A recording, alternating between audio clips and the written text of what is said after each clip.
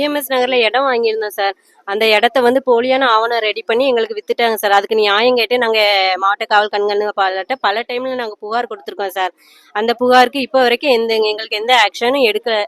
நாங்க 9 மாசமா அலைஞ்சிட்டு தான் இருக்கோம். 9 மாசமாவே காலைல 10 மணி ஆனா இங்க வந்து இருக்கிறது தான் வேலை. பிள்ளைங்களையும் கூட்டிட்டு இந்த வெயில்ல நாங்களும் அலைஞ்சிட்டு தான் இருக்கோம். எங்களுக்கு பதில் எதுவுமே இப்போ வரை வரல சார்.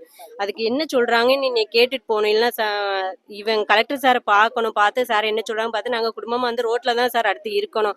எங்களுக்கு அடுத்து இவங்க ஸ்டெப் எடுத்து வாங்கி கொடுப்பாங்க அந்த மாதிரி எங்களுக்கு நம்பிக்கைலாம் இல்லை சார்.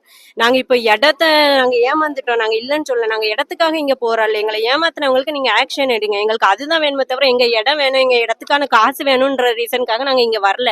எங்களை ஏமாத்திருக்கோம். எங்களை மட்டும் இல்ல, நிறைய பேரை ஏமாத்திருக்காங்க. அது இன்னும் வெளியே தெரியல. நாங்க 2 பேர் மட்டும் வெளியே வந்திருக்கோம். எங்களை வச்சு இன்னும் நிறைய வருவாங்க.